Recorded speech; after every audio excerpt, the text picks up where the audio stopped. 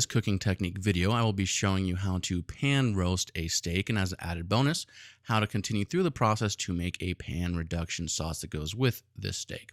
Now here we're using a fillet of beef to demonstrate, and this can be any steak that you wish, and the fillet of beef is cut from the center portion of a beef tenderloin.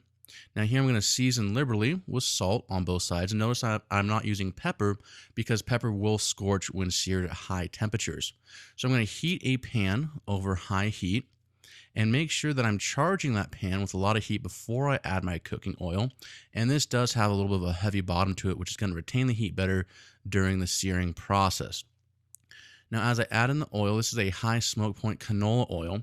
I'm going to place the filet in the pan, and notice how I'm using my fingers to reform the filet and keep its nice round shape. And you can do this with tongs because some oil will splash up on your hands. But the idea here is you want to make sure that the steak is reshaped as soon as it hits the pan, because it will start to sear and set that shape as the proteins coagulate. Now here you're going for a nice golden brown. You don't really want to fuss with it until you start to see the outer edges start to caramelize. And then you're going to flip it, and you're going to partially sear the other side before placing the pan in a 500-degree oven. And you're going to allow the filet to roast in the oven for as long as it takes to hit your desired finish temperature. Now I prefer mid-rare, so it's going to take about 5 to 10 minutes of roasting time in the oven to hit that internal temperature. So after 5 minutes, I'm going to open the oven back up. I'm going to pull out my filet partially, and I'm going to check it using the finger method. And I'm going to squeeze on both sides and see how it's going in, but it's not really completely responsive. It's not springing back at me. That's telling me that the filet is still fairly rare in the center. After a few more minutes in the oven, I'm going to pull it back out, set it on the stovetop, and here you can tell that I can push in the meat and it's not resisting me pressing in, but it springs back immediately.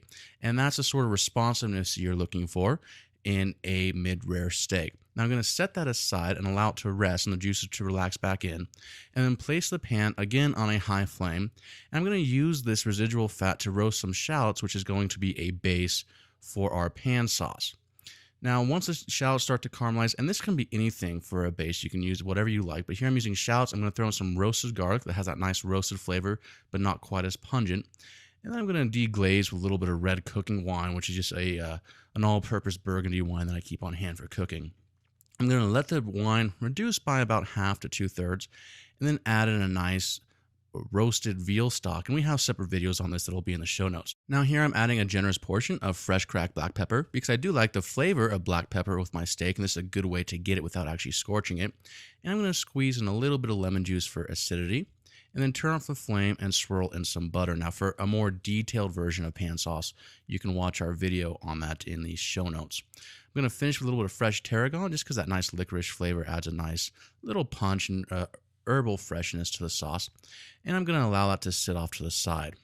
Now here I'm just going to put a little bit of mosh, which is also known as lamb's lettuce, as an underliner, and this is more of a presentation thing than an actual finished or completed dish.